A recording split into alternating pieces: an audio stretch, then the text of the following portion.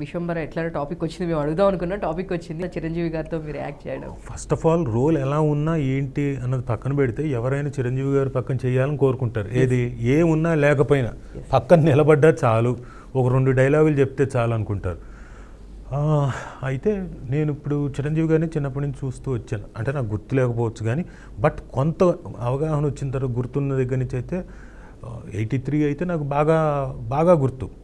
Madhu film ఇన్స్టిట్యూట్గా ఆయన వచ్చిన అప్పటికే ఆయన స్టార్ అయిపోయి ఉన్నాడు. ఆయన చూసి ఎగిరి గెంతేసి మేము పక్కన మా పార్క్ ఉంటే అందులోకి వెళ్ళి బయట ఫ్రెండ్స్ అందరికీ మా ఇంటికి చిరంజీవి వచ్చాడంటే ఎగురుతూ వెళ్ళి చేసిన వాడిని. అంతకుముందు ఆయన పాపం నాకు ఇంటికి వచ్చినప్పుడల్లా మా అమ్మ చెప్పేది, నాకు తెలియదు, ఏదో ఒక 5 స్టార్ చాక్లెట్ అది పట్టుకొచ్చేవాడంట చెన్నైలో. నేను యాక్టర్ అయిన తర్వాత తెర మీదకి వచ్చిన తర్వాత అంటే 1991 నుంచి నేను మొదలెడితే ఇప్పుడు అంటే 2024 వరకు నాకు ఆపర్చునిటీ రాలేదు ఆయనతో యాక్ట్ చేయడానికి. రాలేదు అంటే ఏమో కారణాలు ఏమో తెలియదు కానీ బహుశా నేనైనా కనీసం ట్రై చేసి ఉంటే బాగుండు, వెళ్ళి ఏదో ఒకటి అడిగి ఉంటే బాగుండు. నేను ఆలోచించలేదు, నాకు ఆపర్చునిటీ రాలేదు. But better late than never అన్నట్టుగా నాకు విశ్వంభర్లో క్యారెక్టర్ వచ్చింది. అయితే 1-2 డైలాగులు చెప్పేస్తే సరిపోతుంది.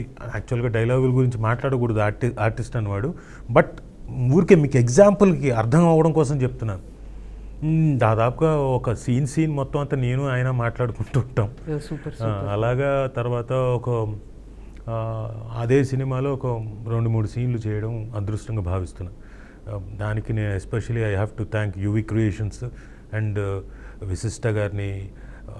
ఆయనకు కూడా థ్యాంక్స్, వేణు వాసిష్ట గారికి. ఎందుకంటే ఆయన పట్టుబట్టి, ఎందుకంటే నేను అంతకుముందు బింబిసార చేశాను. దాంతో మరి ఆయనకున్న మరి అమితమైన ప్రేమే, అంతకు మించి లేదు. రాజీవ్ ఏమైనా పొడి చేస్తాడు యాక్టింగ్ ఇవన్నీ తర్వాత సంగతి. రాజీవ్ మీద ఉన్న పాజిటివ్ నోట్ తోటి మళ్ళీ ఇందులో కూడా నాకు వేషం ఇచ్చాడు. సూపర్.